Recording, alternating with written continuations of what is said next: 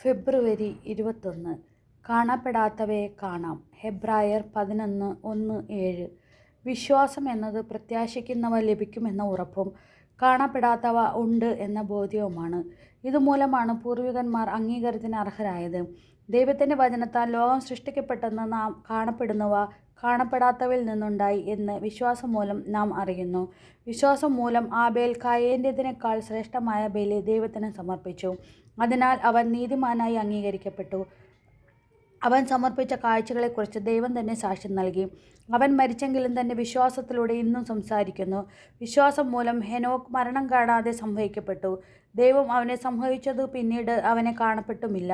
അപ്രകാരം എടുക്കപ്പെടുന്നതിന് മുമ്പ് താൻ ദൈവത്തെ പ്രസാദിപ്പിച്ചുവെന്ന് അവന് സാക്ഷ്യം ലഭിച്ചു. വിശ്വാസമില്ലാതെ ദൈവത്തെ പ്രസാദിപ്പിക്കുക സാധ്യമല്ല. ദൈവസന്നിധിയിൽ ശരണം പ്രാപിക്കുന്നവർ ദൈവമുണ്ടെന്നും തന്നെ അന്വേഷിക്കുന്നവർക്ക് അവിടുന്ന് പ്രതിഫലം നൽകുമെന്നും വിശ്വസിക്കണം.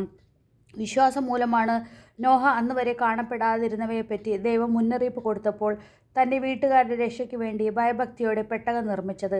ഇതുമൂലം അവൻ ലോകത്തെ കുറ്റം വിധിക്കുകയും വിശ്വാസത്തിൽ നിന്നുളവാകുന്ന നീതിയുടെ അവകാശിയാവുകയും ചെയ്തു. പ്രാർത്ഥന.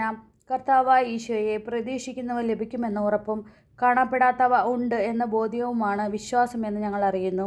ഇന്ന് ഞങ്ങൾ കാണുന്ന ഈ പ്രപഞ്ചവും അതിലെ എല്ലാ വസ്തുക്കളും ജീവജാലങ്ങളും കാണപ്പെടാത്തവയിൽ നിന്നുണ്ടായതാണെന്ന് ഞങ്ങൾ വിശ്വസിക്കുന്നു. കാണപ്പെടുന്ന എല്ലാറ്റിലും കാണപ്പെടാത്ത അങ്ങയുടെ സാന്നിധ്യമുണ്ടെന്ന് മനസ്സിലാക്കി ഞങ്ങളുടെ ജീവിതത്തെ ക്രമപ്പെടുത്തുവാൻ ഞങ്ങളെ അനുഗ്രഹിക്കണമേ. കേവലം ഭൗതികതയിൽ ഒതുങ്ങിപ്പോകാതിരിക്കാൻ ഞങ്ങളെ കാത്തുകൊള്ളണമേ. സുഹൃതജപം. ദൈവമേ, കാണപ്പെടുന്നവയിൽ അങ്ങയെ ഞങ്ങൾ ദർശിക്കുന്നു. ദൈവമേ, കാണപ്പെടുന്നവയിൽ അങ്ങയെ ഞങ്ങൾ ദർശിക്കുന്നു. ദൈവമേ, കാണപ്പെടുന്നവയിൽ അങ്ങയെ ഞങ്ങൾ ദർശിക്കുന്നു. നമ്മുടെ കർത്താവായ മിശിഹായ്ക്ക് സ്തുതി.